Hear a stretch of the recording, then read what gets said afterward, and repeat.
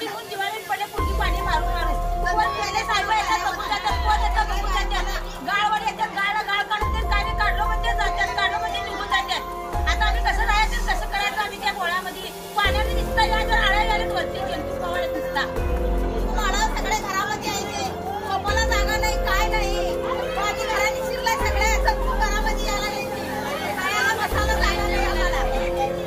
आम्हाला निवडून आणलं सगळं केलं व्यवस्था करायला यांना वर्षानुवर्षे फिजत पण नाही तरी इथं बघायला कोण यायला निवडून काय घ्यायला येतात पण वाद घ्यायला कोण येत नाही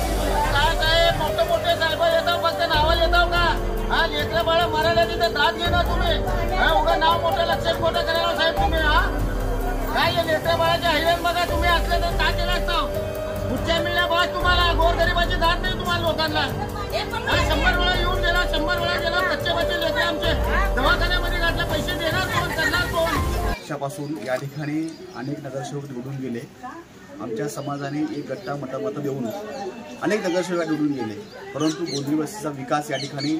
करण्यात या ठिकाणचे नगरसेवक अपयशीमध्ये या ठिकाणी दिसत आहे। या ठिकाणी रस्त्याची व्यवस्था दुरवस्था झालेली आहे,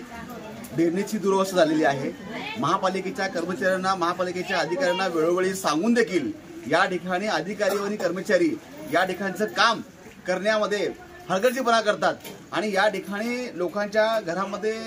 घाण पाणी लोकांच्या घरात जाते, लोकांचे मुलं बाळं लोकांच्या माता भगिनी या ठिकाणी आजारी पडण्याच्या ठिकाणी आज दवाखान्याला त्यांचे अनेक पैसे जातात, ते आजारी पडतात, त्यांना मलेरिया डेंग्यू असे अनेक भयानक रोग या ठिकाणी होत असतात। त्यामुळं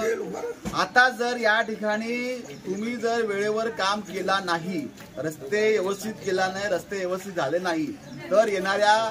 15 दिवसामध्ये या भागाचं काम जर झालं नाही तर झोनच्या अधिकाऱ्यांना ऑफिसमध्ये कोंडून त्या ठिकाणी कुलूप लावून महापालिकेच्या अधिकाऱ्यापर्यंत आम्ही त्या ठिकाणी हे घाण पाणी तिथं ऑफिसमध्ये नेऊन टाकू। इतकी भयानक परिस्थिती या गोंधळी वस्तीची करण्यामध्ये इथल्या माजी नगरसेवकाचं काम आहे आणि त्या ठिकाणी अधिकाऱ्याचं देखील काम आहे। मी या ठिकाणी कुणावर आरोप करत नाही, परंतु काम या ठिकाणी दिसतं की कुणाचं काम कसं झालेलं आहे। येणाऱ्या काळामध्ये तर 15 दिवसामध्ये हे रस्ते ड्रेनेज झाले नाहीत तर याची परिणाम सगळ्या अधिकारी लोकांवर खापर फोडलं जाईल।